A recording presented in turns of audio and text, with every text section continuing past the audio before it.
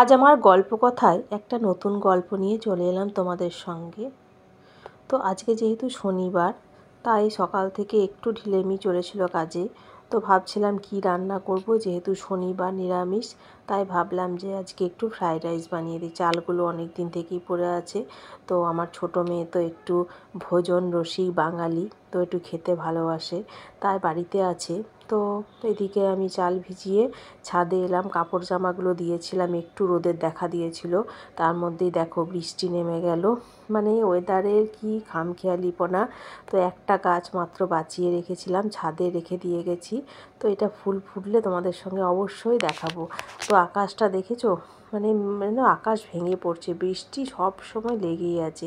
তো কাপড় জামাগুলো নিয়ে কাল থেকে প্রচণ্ড ঝামেলা চলছে। তো বাড়িতেই ঘরের মধ্যে দড়ি টাঙিয়ে তারপর কাপড় জামাগুলো শুকাতে দিলাম। তারপর ভাতটা বসিয়ে দিলাম, ভাতটা ঠান্ডা হবে, তারপরে তো ফ্রাইড রাইসটা বানাবো।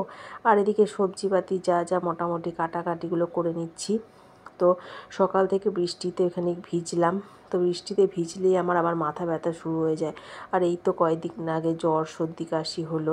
তো একটু ভয়ও লাগে, কিন্তু কিচ্ছু করার নেই। কাপড় জামাগুলো আমার মেয়ে বললো যে দিতে হবে না, আমি বললাম একটু দিয়ে আয় ছাদে, তাহলে শুকিয়ে যাবে। তো কুমড়োটা এনেছিল, কুমড়োটা আমি একটু রেখে দিলাম, কালকে করব, আজকে আর করবো না। বেদানাগুলো কবে থেকে এনেছে, তো এগুলো একটু ছাড়িয়ে দিচ্ছি, তো খাওয়া হয়ে যাবে।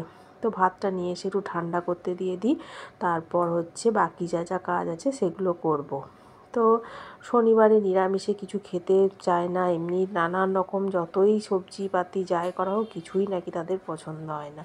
তাই আজকে একটু ফ্রাইড রাইস বানাবো। তো ভাতটা ঠান্ডা হোক এদিকে।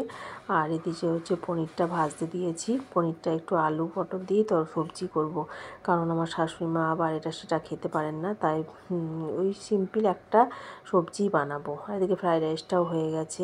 জানো তো, ওই ফ্রাইড রাইসটা যে ঘিটা দিয়েছি আমার মায়ের হাতে বানানো। যখনই আমি ঘিয়ের কিছু রান্না করি, তখনই মায়ের কথা মনে পড়ে। তো মা যবে থেকে আমার বিয়ে হয়েছে মাই ঘি দেয়, আমি কোনো দিন ঘি কিনে খাইনি। তো ব্যাট পাঁপড় ভাজলাম, তারপর খাওয়া দাওয়া করে দুই মেয়েকে নিয়ে আমি যাচ্ছি পুজোর বাজার করতে, কারণ আমাকে এই কাজটা করতে হবে। আমার তো শাড়ি টাড়ি মোটামুটি কেনা হয়ে গেছে, তো ওদের এখনও কেনা হয়নি বলে আমি ওদেরকে নিয়ে যাচ্ছি। এদিকে বৃষ্টি তো হয়ে যাচ্ছে, ভালোও লাগছে না, ইচ্ছা করছে না, কিন্তু উপায় নেই। শনি রবিবার ছুটি, রবিবার তো প্রচণ্ড ভিড় হবে, তাই আজকেই বেরিয়ে পড়লাম। তো ওয়েদারটা দেখো, বৃষ্টি হচ্ছেই, তো ছাতা নিয়েই বেরোচ্ছি। মানে এত বিরক্ত লাগছে না, কিন্তু কিছু করার নেই, যেহেতু শনি রবিবার টাইম হয় না, তাই আজকেই বেরোলাম। তো গেটটা লাগিয়ে দিয়ে যাচ্ছি, মেয়েরা আগে বেরিয়ে গেছে আর আমি যাচ্ছি আস্তে আস্তে। তো আর বাস ধরলাম না, অটো একটা নিলাম, কারণ বাসে আর ভাল লাগছে না কি জানি। তো অটো করেই যাচ্ছি। দেখছো রাস্তাঘাট পুরো ভেজা, মানে কয়দিন ধরে 4-5 দিন ধরে তো বৃষ্টির কোনো ছাড়ার নেই, বৃষ্টি তো হয়েই যাচ্ছে। তো এই ওয়েদারেই দেখো, লোকজন আজকে কিন্তু বাজারে কমই ছিল, অন্য দিন তো প্রচুর ভিড় হয়। তো আমাদের কেনাকাটি মোটামুটি হয়ে গেছে, আর এত কেনাকাটির মাঝে না ভিডিওটা করতে সত্যি আর মানে সময়ও পাইনি, ইচ্ছাও করেনি। তো ফিরে আসছি, এখন বৃষ্টিটা একটু থেমেছে, এখন রাস্তাঘাটগুলো শুকিয়েও গেছে। তো আমরা মোটামুটি বাড়ির কাছাকাছি পৌঁছে যাচ্ছি। আর এদিকে দেখো, ভিডিও করার সময় আমার মেয়ে ডাকছে। ওর যখনই আমি কিছু ভিডিও বানাবো, কিছু বলবো, তখনই ও ঠিক একটু টুক করে টুকি মেরে দেবে। এটাই হচ্ছে ওর এত ঝটপটা এখনও অবধি। তো আমি বাড়ি পৌঁছে দেখি আর কি আজকে রান্না বান্না করতে পারো নাকি, ওখানে এটা সেটা অনেক কিছু খাওয়া হয়ে গেছে।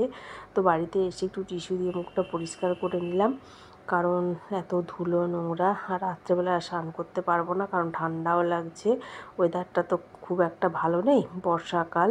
তো সেই জন্যে আমি একটু মুখটা পরিষ্কার করে হাত পা ধুয়ে নেব, ফ্রেশ হয়ে নেব, তারপর দেখি কি খাওয়া দাওয়া করি, তারপর একটা লম্বা ঘুম। ভিডিওটা ভালো লাগলে একটা লাইক কমেন্ট করো প্লিজ।